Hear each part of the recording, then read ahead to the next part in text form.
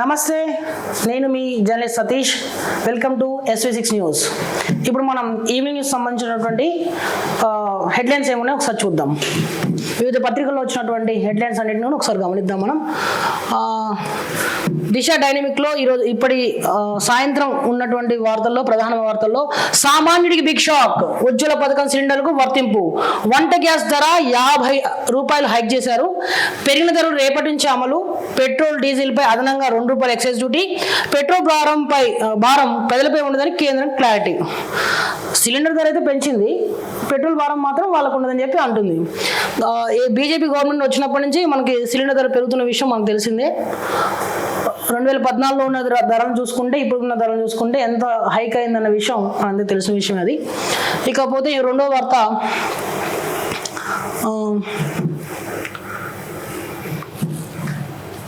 మోడీకి పదవి అంటే పిచ్చి, అందుకే నియంత్రణగా పాలించాలని చూస్తున్నారు టీపీసీ చీఫ్ మహేష్ కుమార్ గౌడ్. ప్రధాని మోడీ పదవి వ్యామోహ పిశాచి అని, రష్యా అధినేత పుతిన్లా నియంత్రణ దేశాన్ని పాలించాలని ప్రయత్నిస్తున్నారని టీపీసీ చీఫ్ మహేష్ కుమార్ గౌడ్ తీవ్ర వ్యాఖ్యలు చేశారు. డీలిమిటేషన్ పేరుతో దక్షిణాది రాష్ట్రాలపై కేంద్రం కుట్ర పన్నుతుందని ధ్వజమెత్తారు. నియోజకవర్గాల పునర్విభజనపై కేంద్ర ప్రభుత్వం అన్ని రాష్ట్రాల ప్రభుత్వాలు రాజకీయ పార్టీతో చర్చించి వారి అభిప్రాయాలను పరిగణలోకి తీసుకోవాలని డిమాండ్ చేశారు. ఇది ఈ విషయం. ఇక ఏపీ మహిళ బీపీ ఎక్కువ, రాష్ట్రంలో మొత్తం 19.78 లక్షల మందికి రక్తపోటు ఉంటే అందులో 11.40 లక్షల మందికి మహిళలే ఉన్నారంట. ఏపీలో ఉన్న మహిళల్లో ఎక్కువ రక్తపోటు బీపీ సంబంధించినటువంటి ఎక్కువ మంది ఉన్న వాళ్ళే మహిళలకు ఎక్కువ ఉంది అని అంటున్నారు. మరో 8.37 లక్షల మంది పురుషులకు బీపీ, గుండె జబ్బుల బాధితులు ఎక్కువే. పీపీడీ ద్వారా సీఎం చంద్రబాబు వెల్లడి, వ్యాధులు నివారణ ముందస్తు చర్యలపై సమీక్షించారు ఈరోజు ఏపీ సీఎం. ఇక గోదావరి సంబంధించినటువంటి ఈరోజు దానికి సంబంధించి చూసుకుంటే ఏపీ సర్కార్ సమాచారం ఇస్తలేదు, బనకచెర్ల వివరాలు దాచిపెడుతోంది, తెలంగాణ అధికారులు ఆరోపించారు. మేము డిపిఆర్ఏ తయారు చేయలేదు, ఆంధ్రప్రదేశ్ అధికారులు వెల్లడి. గోదావరి నదీ యాజమాన్య బోర్డులో కీలక చర్చలు జరిగాయి.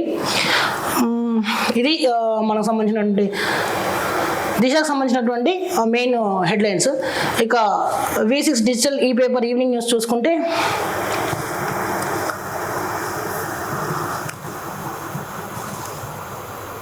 గుదిబండ, గ్యాస్ సిలిండర్పై 50 రూపాయలు పెంచిన కేంద్రం, ఉజ్వల గ్యాస్ కనెక్షన్లపైన ప్రభావం. టార్గెట్ 2 లక్షల కొలువులు, ఏఐ ఇంజనీర్లను రెడీ చేయడమే మా లక్ష్యం, రాష్ట్రాన్ని ఎమర్జింగ్ టెక్నాలజీ హబ్గా మారుస్తాం, ఐటీ పరిశ్రమల శాఖ మంత్రి దుద్దిల శ్రీధర్ బాబు. ఎస్యూపై తప్పుడు ప్రచారం, బీఆర్ఎస్ నేత మల్లె కృషాంక్ నోటీసులు. రాష్ట్రంలో బీజేపీకి అధికారం కల్లా, ఎస్యూలో జింకలున్నాయన్న నిజం కాదు, ఢిల్లీలో బండి సంజయ్ ఇంట్లో నెమలున్నాయి, మీనాక్షి నటరాజన్ మంత్రులతో రివ్యూ చేయలే, సెక్రటేరియట్లో కూర్చునే రైట్ అందరికీ ఉంది, పీసీసీ చీఫ్ మహేష్ కుమార్ గౌడ్ వ్యాఖ్యలు ఇవి. ఇక మనం దిశలో చూసినట్టే V6 కూడా బనకచెర్ల విషయం తీసుకుంది. బనకచెర్ల సంగతి ఏంది, వివరాలున్నా ఎందుకు దాస్తుండ్రు, 5 నెలల క్రితం కేంద్రం నుంచి లేఖ వచ్చినా చెప్తలేరు ఎందుకు,